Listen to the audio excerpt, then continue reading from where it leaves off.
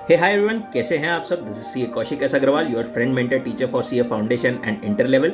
RTR 20 Indian contract act unit 5 part 2 suit for damages की अपन बात कर रहे थे। अलग अलग damages in case of breach of contract कौन से हैं। सबसे पहला जनरल या ऑर्डिनरी डैमेज। ये डैमेज वो होता है which naturally arise in the usual course of things, या फिर जो which were known to the parties when they made the contract. Normal course में जो डैमेज होता है दैट कैन बी क्लेम्ड। यहाँ पर हमारे पास में एक केस लॉ भी था, Hadley versus Baxendale का।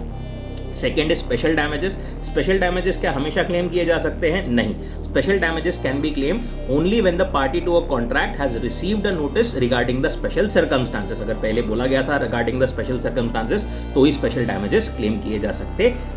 नेक्स्ट, विंडिक्टिव और एग्जेम्पलरी डैमेजेस। ये जो है सिर्फ दो ही केस में क्लेम किए जा सकते हैं। पहला in case of breach of promise to marry and दूसरा wrongful dishonour by a banker of his customers cheque. अब ये वाला कस्टमर्स चेक वाला जो है रॉन्गफुल डिसऑनर वाला, कोई एक बिजनेसमैन जो है वो क्लेम कर सकता है जिसके सही में क्रेडिट को या फिर कुछ रेपुटेशन को लॉस हुआ है। कोई नॉन ट्रेडर जो नॉर्मली चेक वगैरह इशू भी नहीं करता वो ये डैमेजेस क्लेम नहीं कर सकता until and unless he proves that he really suffered the damages. Next one was nominal damages. Nominal damages क्या है? लिटरली नाम के damages. It is just to establish the right to decree. It can be even as small as 10 पैसे और 1 रुपी, something like that. बस एक establish करने के लिए कि एक पार्टी गलत है दूसरी पार्टी सही है। Next is damages for deterioration caused by delay. यहां पर जो है damages can be recovered from the carrier even without notice. अगर कैरियर के डिले की वजह से कुछ डिटोरिएशन होता है गुड्स में तो that loss can be, that damages can be recovered. Now deterioration here not only means physical damages but also loss of special opportunity for sale.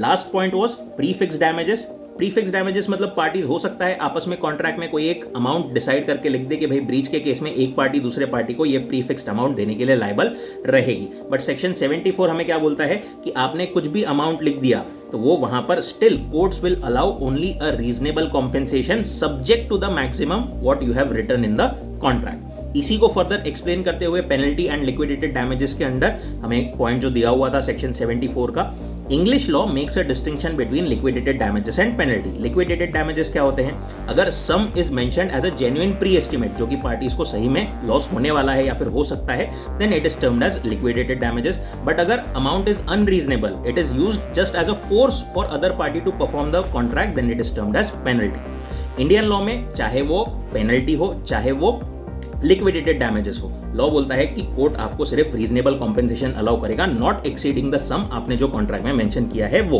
But इसका एक एक्सेप्शन था इन केस ऑफ गवर्नमेंट। गवर्नमेंट ने जो है अगर सम जो भी mention किया है वो पूरा क्लेम कर सकते हैं इररिस्पेक्टिव ऑफ वेदर उनको कितना डैमेजेस हुआ है एक्चुअली और नॉट।